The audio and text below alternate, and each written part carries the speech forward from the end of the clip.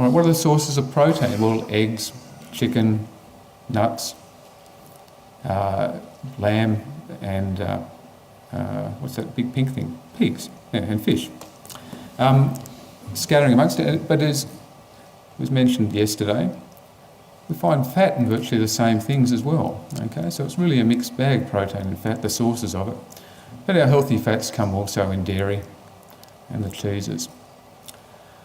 Coming back to the colours again, all right.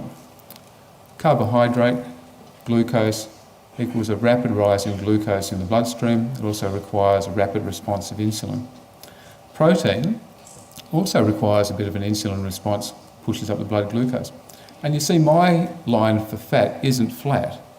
It is if we just had purely fat, but we very rarely find fat just as fat in the system. So virtually always it comes as a bit of a mixture with a little bit of protein, a little bit of carbohydrate. So I do think you get a little bit of blood glucose spike with the fats that we normally eat in a traditional meal. And we also get a low-grade insulin response, but it's pretty well minimal in comparison. So again, kindling requires a massive amount of insulin to bring it back under control, and slow-burning logs don't. Some other culprit are polyunsaturated oils. You've noticed that margarine's been made to look like butter, coloured like butter, consistency like butter. Why don't we just have butter? Vegetable oils, right? Do they exist? You ever tried to get an oil out of a vegetable? Right? That's called marketing, right? They're seed oils. Nothing more or less, they're seed oils. So the difference between a fat and oil is what it is at room temperature. A fat's solid at room temperature and an oil is liquid. And as humans, we're floating along at roughly 37 degrees, and that means that the oil we have within us, our saturated fat, is in fact liquid. So why does a plant need an oil in it that's flexible and liquid at room temperature? Well, the obvious thing is that at cold temperatures, that plant would freeze up and it'd get no nutritional mobility up and down the plant. And it does that, or creates that mobility, because of double bonds within it. So the more double bonds you have within an oil, the more flexibility it is, and it will be liquid at a lower temperature. And that all comes with survival of a plant. The trouble is, with each one of those double bonds, it's a point of weakness, it's a point of oxidation. And in the presence of oxygen, that actually can form oxygen-free radicals. So what does that mean? Oxidation is like rust. Okay, you see a bit of steel outside, oxidises, becomes rust. It's highly inflammatory. And with each one of those steps in that process, the more polyunsaturated oil we have in the body, the more double bonds we've got in it, the more inflammation occurs. So I think that inflammation is there as our mechanism, and the oxidation, and particularly the oxygen-free radicals, are the thing that I'm after. So let's do a bit of pathophysiology. That's always a good term. It took me 30 years to get interested in biochemistry, by the way.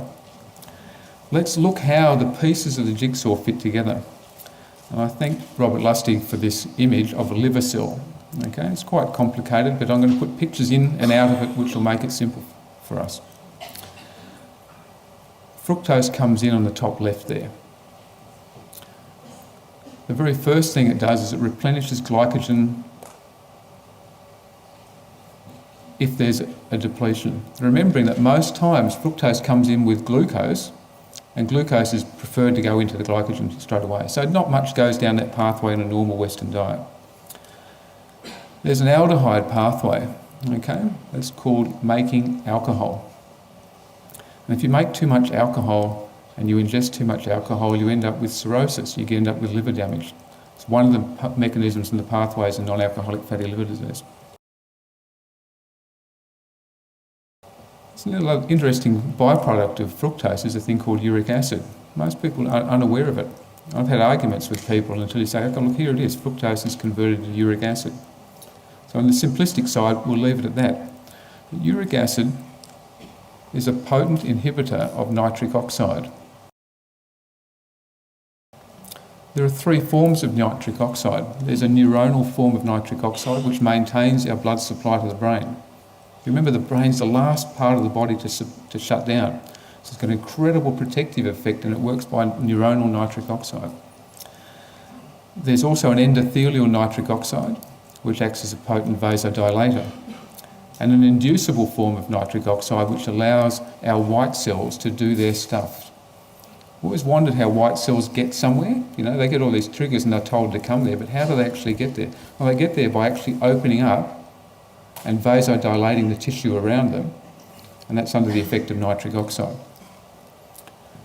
So if we start inhibiting that, so fructose byproduct, uric acid inhibits nitric oxidase, and we produce less nitric oxide, at the brain level, it decreases brain blood supply, and it's implicated in the cause of dementia and mental health. What happens at the blood vessel? If you have too much uric acid in the system, then you're in fact inhibiting endothelial vasodilation, and that accounts for our hypertension. And I think when you come off sugar, then when patients we see come off their antihypertensives, that may be one of the reasons. It also has that inducible form of nitric oxide. When you inhibit that, then you inhibit white cell activity, and it's implicated again in our infections and cancer. And it always surprises me that my patients wake up after an anaesthetic just when I want them to have maximum amounts of oxygen in their tissues and the best immunity on the system, and we give them jelly, ice cream, soft drink, choc chip biscuits. It's clearly implicated in insulin resistance, and that's been talked about already today. That insulin resistance is both at the muscle and at the liver level. It's all implicated in being an inhibitor of leptin. And again, we know that leptin is a potent appetite suppressant, and when you inhibit the effect of leptin, then it becomes, in by the reverse fashion, an appetite stimulant. It also has a positive stimulant effect on ghrelin. And ghrelin is that thing which makes your tummy rumble and makes you feel a bit hungry. All of this, I think, is driving us down the hunger path. And it's a very, very elegant pathway, because in nature, fructose is only available at the time of plenty, at the end of summer, beginning of autumn, when fruit's on the trees. And in that scenario, that's exactly when we want to deliberately get fat for winter hibernation. We want to move into scheduled obesity, which what Professor Richard Johnson talks about. He talks about that concept. And so as an animal, we will deliberately stuff our faces with the fruit on the trees to deliberately get fat for winter. So when we're exposed to fructose, we do exactly the same thing. But the chemical pathways are quite elegant. But I want to dwell upon this pathway, de novo lipogenesis. Okay?